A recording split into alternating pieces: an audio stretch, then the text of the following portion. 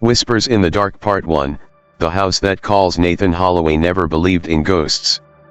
He was the kind of man who scoffed at horror movies, who rolled his eyes at urban legends, and who dismissed every chilling tale as a figment of an overactive imagination. But then he found the house. It wasn't supposed to be there. Nathan had driven down that road hundreds of times before, but he had never seen the decaying Victorian mansion standing alone at the edge of the woods. Its windows were black voids, its wooden structure warped and withered, as if time itself had tried to erase it. Yet, somehow, it remained. A for sale sign stood crookedly by the front gate, its lettering barely legible beneath years of dirt and decay. Something about it called to him.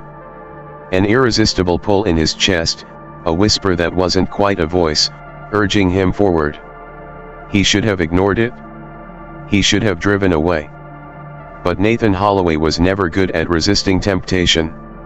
As he stepped onto the porch, the floorboards groaned beneath his weight, a long, painful sound, like something deep within the house was stirring awake.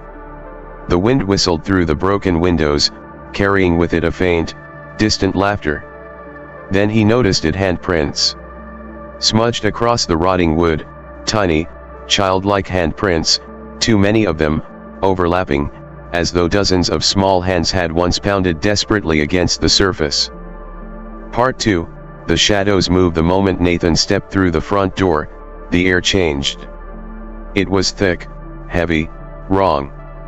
The house smelled of dust, old wood, and something faintly metallic like rust, or blood. The real estate agent never showed up. He waited for over an hour, pacing through empty halls lined with torn wallpaper and rotting furniture. Finally, he decided to explore on his own. The deeper he went, the more he felt it, the presence. It wasn't a sound or a sight, but a feeling, crawling along the back of his neck. Like something just out of view, waiting. In the parlor, a single chair faced an old fireplace, untouched by time. On the floor beside it, a small, leather-bound book rested, its pages yellowed with age. Nathan picked it up and flipped through the first few pages. The house watches. The house listens. Do not stay past midnight. A chill traced his spine. A prank? A warning? Then, from somewhere in the house, a whisper. And the shadows moved. A shape flickered in his periphery, shifting, elongating. When he turned, there was nothing but the dimly lit hallway. The chandelier above him swayed slightly, as if something unseen had just brushed past.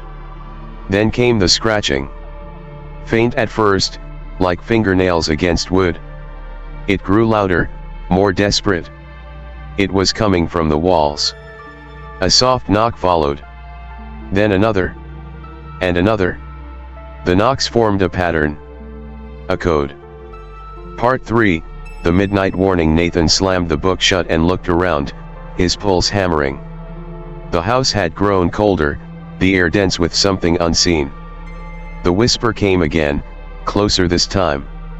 Get out. He turned sharply toward the sound. There was nothing.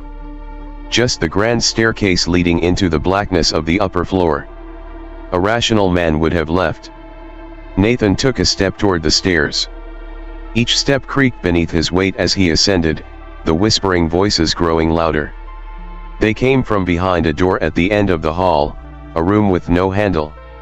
Something inside scratched at the wood, frantic, desperate.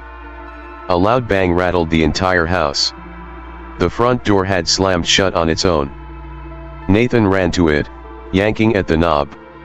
It wouldn't budge. The windows, too, refused to open, their glass somehow cold as ice. And then, the grandfather clock in the hallway struck midnight. As the final chime rang, the house sighed. And something opened its eyes. Part 4, the forgotten ones. Nathan turned around, heart hammering against his ribs. The whispering voices had turned into weeping. From the shadows, figures began to emerge.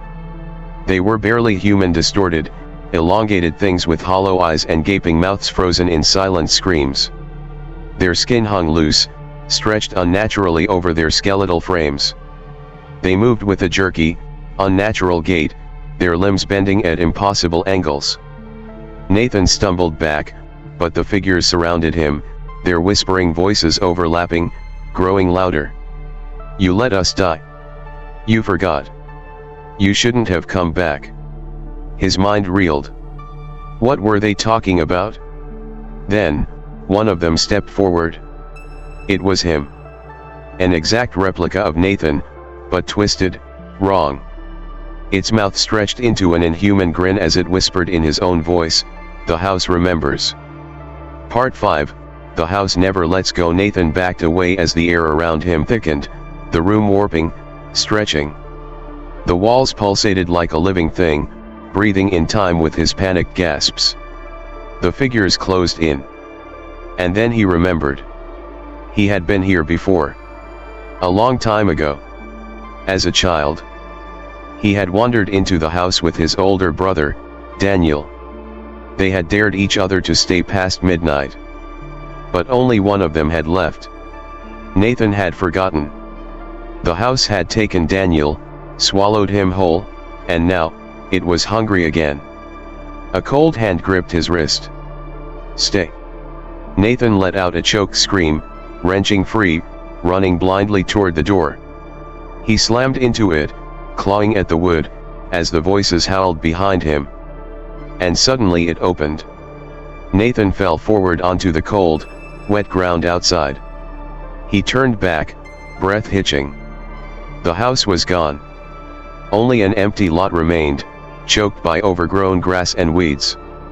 Nathan sat there for what felt like hours, the whispers still echoing in his mind. The house might be gone. But it was never truly gone. And it would wait for him. Because the house never forgets. And it never lets go. In the distance, through the mist, a faint shape began to form again. The whispers started anew.